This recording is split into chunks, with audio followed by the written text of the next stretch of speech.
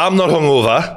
You are. I'm rough. I'm not going to lie to you, but True Geordie Extra don't stop, does it? We got to give you more. This is the channel for the people who can't get enough. Do you know what I mean? And sometimes you probably watch it and think, enough's enough, actually.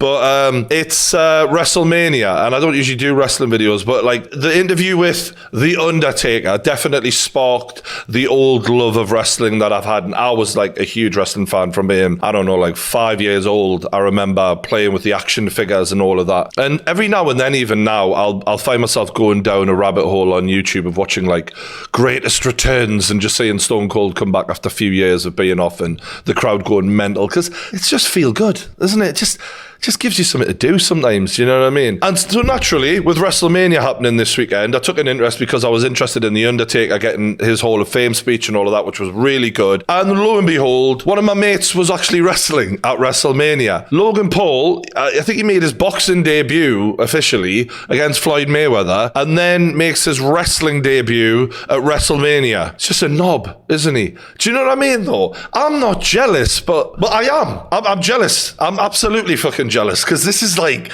how cool would that be? You get to punch Floyd Mayweather in the face, you get to go WrestleMania. This guy's living the dream, and he's got a good YouTube channel. So I thought I'd do a little reaction video, because you know me and Logan go back a few years now, and after having The Undertaker on, it's just got me interested again. So let's see how it goes.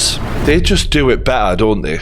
This lot, the production value of this is mental. One of the things I realised through doing my Undertaker research, I downloaded the WWE Network on my PlayStation. It puts DAZN to shame. DAZN is absolute shit. It's so confusing. It's a mess. It's all over the place. WWE Network isn't perfect, but it's way better. Now that I'm actually fascinated by like live event production and stuff like that, I've got a whole new respect for what this lot do. They are like levels above any other sporting event. Like the UFC, it's as minimal as it gets sometimes, and like I think Dana could do so much more with fighter entrances. Like there's low key, and then there's just literally like, it's almost like UFC are trying to actively not create stars with how bad the entrances are. Come on. I came for Logan Paul, but I'm staying for the Dallas Cowboy cheerleaders. I'm genuinely wondering if Newcastle could do with some cheerleaders, you know what I mean? That could be, it's a bit American in it, but they do look good. It's like they were created in a lab. So athletic and fit and pretty. I wonder if they shower together. I'm just going to flick through the event because obviously I want to see Logan. This guy looks like Freddie Mercury on steroids. This is the thing, right? I'm an old school wrestling fan, so I don't need to really hear someone on a microphone. I can just kind of look at these guys and go, star but not a star. I feel like I've got that now. I've got enough years behind me to tell that. I know basically YouTube's a bit like that sometimes. This guy, I can't imagine he loves doing this. I want to break free. Imagine he just started singing that. But he wants to break free from that gimmick. Jesus Christ, there's a fuck ton of people there, isn't there? They should do a WrestleMania at Tottenham in London. That stadium would look fucking mental with this lot. Bet you those front row tickets cost a fucking fortune. Shout out to Mike Bell making a glorious nectar. Whoa, yeah, man. Wrestling's always been weird, but this is fucking weird. Johnny Knoxville is now in the Royal Rumble match. How is Johnny Knoxville still a thing? I mean, you know, he had a good career and all that, but it's like some things are meant to just stay in the past. And Johnny Knoxville is one of them. Your sort of skill was like smashing your head off things, doing dumb shit. That's fun and cool when you're in your 20s. When you're about 50 plus, probably time we just like sort of act your age. You know, sorry, mate. If you're going to be a celebrity entering the wrestling game, you have to have like athleticism. It has to be somewhat believable. Mr. T back in the day, they had like people like Mike Tyson back in the day. Johnny Knoxville. It downgrades the idea that wrestlers are like athletes. That's just my take on it. Like, I can't imagine there's many diehard like wrestling fans who love that. Is this guy actually Scottish, or is he just playing? Like, they just go, nah, when we got a lot for him. Stick a kilt on him, give him a sword. Oh, yeah, that sounds good. Oh, Eddie Guerrero. Latino heat. Who didn't like Eddie Guerrero? If you're a wrestling fan out there, you liked Eddie Guerrero. He was a legendary performer. He had charisma. He had it all. Dynamic in the ring, kept your attention. I remember him beating Brock Lesnar for the title, and that being like the ultimate underdog upset against this big beast of a bloke. Because it let us think, the smaller guy with a wit technical ability can outdo the bigger guy. And now KSI even thinks that that's still possible. But he isn't Eddie Guerrero, okay? So leave Thor alone, JJ. Just leave him alone. For the first time in history, a father and son hold the WWE Tag Team titles. That is cool. I would have definitely been into that if this happened when I was younger. Does Dom deserve a WWE contract, or did Daddy get him one? That's a good line. It's a good line. He's got him on that one. Logan Paul! I got pool toys bigger than you, bucko. I did not expect that.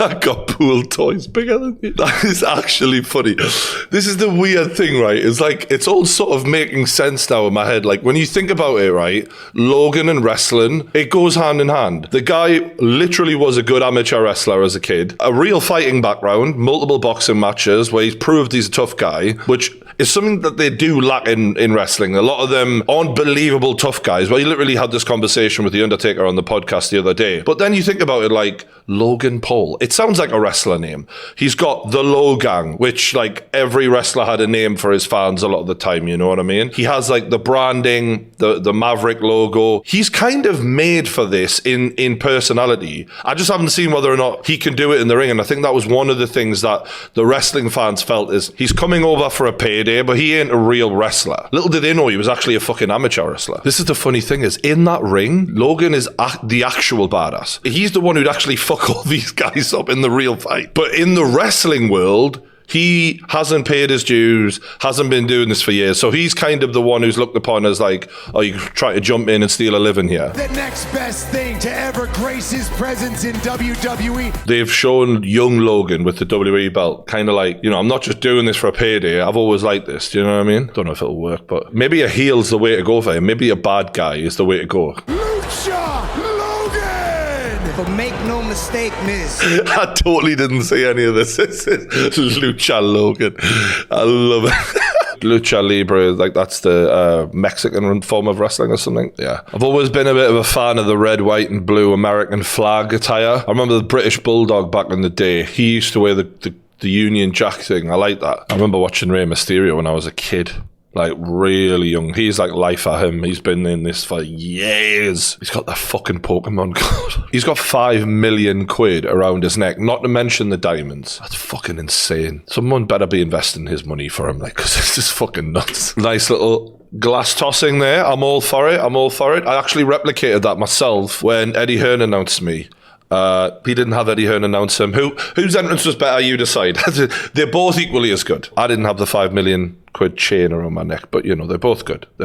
This kid just lives on performing. Whether it be boxing, music, just he wants to be in front of a crowd of people entertaining and making people have fun. This must have been a dream come true for him. Teamwork already from Logan Paul from the outside. A diversion early on, Jimmy, to distract Rey Mysterio. He's a natural bastard, isn't he? He really plays the character well. This really reminds me of pre-KSI when he went like full arsehole and like was really trying to wind JJ up in the pre-fight. He's really tapping into that. Fucking hell, he just let that fucking top rope like it was nothing. This guy is so athletic, it's a joke, man, honestly. To be like 6'2" and be able to bounce around like that is impressive. And when this is his first match, fucking hell. Whoa! Yeah, a split, but at exactly the wrong time. Mo is right.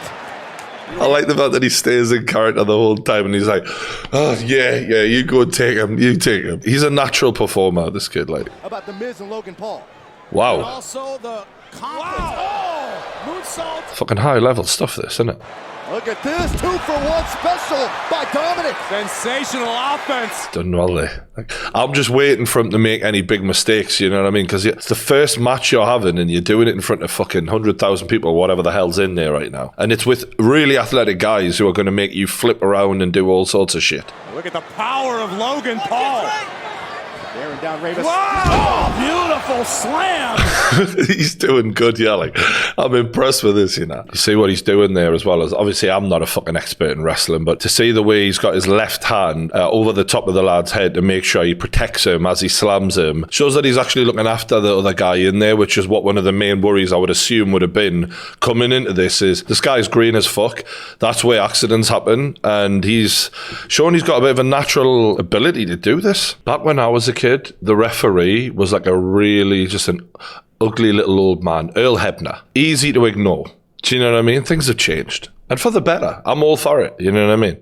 Logan Paul learning to talk like the Miz. Wow. He's actually fucking good. Like, you just can't even... Like, if you're sitting there going, yeah, this guy's just got no talent. I'm like, he did go 8 rounds with Floyd Mayweather, and he's showing that he can just get in the ring and wrestle like this pretty early. Like, I'm sure he's practiced, but fucking hell. He's just one of those people who can try his hand at lots of different things. The correct corner that moves like this. Cutting corners. Logan Paul has learned from the best. Logan's actually like a great wrestling bad guy. It's so funny. Yeah, but he has to get to his corner. He has to do it quickly.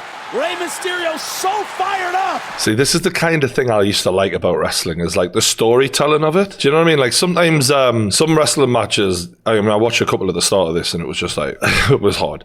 But there's like this little battle going on, and I like the way that they tell a story and get you invested, and you're wondering what's going to happen next and who's going to win and all of that. A lot of them just seem to not understand that, and you know, this is quite an entertaining match actually. Fucking hell. The way they just fly through the air like that's fucking mad, isn't it? Oh, no. Oh!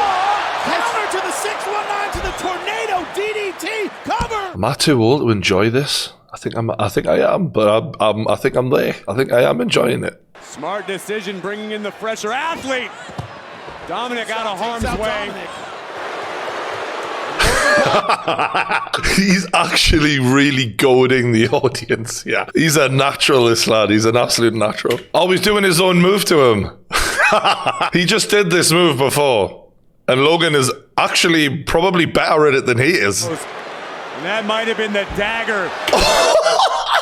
I remember The Rock doing that years ago and being like, wow, what the fuck? Like, to catapult your fucking own arse off the ground like that. I don't know many people who can do that. Do you know what do you? I know a lot of people will be like, oh, Brian, look at Logan's arse again. How many people do you know who could just show up and do this shit, man? It's impressive, like. He's getting booed around the arena. That is not easy to get. Fucking hell, look at this. He's doing the Eddie Guerrero. Fucking hell. He's at Wrestlemania flying through the air from the top row. What the fuck am I watching? The WWE owners in the back must be watching this going, what the fucking hell are we going to do with this lad? They could literally make an offer for him and give him a whole career. Because like, you watch Tyson Fury when he tried to do this, he looked like a boxer trying to wrestle. A man who hasn't got that kind of the same strength and style of athleticism that a Logan Paul has. He's just a completely different thing altogether. As we know, he's the fucking heavyweight champion of the world. But Logan actually has what it takes to be good at this in every fucking way. I knew he was going to be all right, but this is really impressive. On the biggest stage of them all, the Miz. Wait a minute! Skull-crushing finale! Unfucking. So the other guys just turned on him. Now they've given him a storyline. There you go. This is how they could put him into the fucking WWE proper and build him up. Have a little feud with this guy. This could be his thing now. Well, overall, I thought he did brilliant. I actually think the WWE have missed a trick here, right? Just hear me out. Maybe I'm wrong, because I don't know anything about wrestling these days. I'm still obviously an old school fan. They brought back Stone Cold Steve Austin to wrestle this other guy. I think his name's Kevin Owens. The guy looks like he could deliver, you're a Deliveroo, right? He's not what I would call a star, all right? He doesn't look like a star. Bringing back Stone Cold Steve Austin to try and elevate this other guy is pointless, because he's never going to be someone that crosses over in the same way Stone Cold Steve Austin did, The Undertaker did, The Rock did. If you're going to bring Stone Cold back, you want to make the loudest noise possible. Why didn't they have him wrestle Logan Paul? What Logan could have done is come in. Now, just hear me out. I know this is mental. He could have come back and went, I got the GOAT in boxing, I want the GOAT in wrestling. Logan Paul, Stone Cold Steve Austin. They could have made that a whole thing. It could have been massive.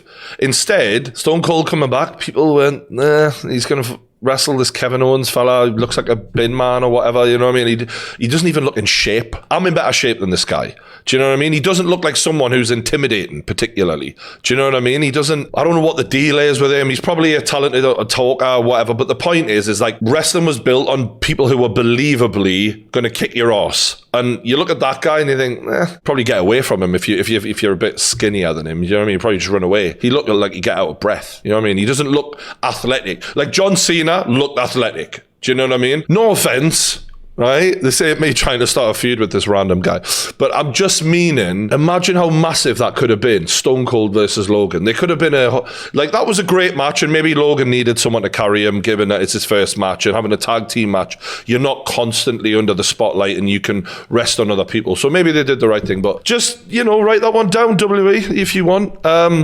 Alternatively, if you're looking for any YouTubers who can throw people around,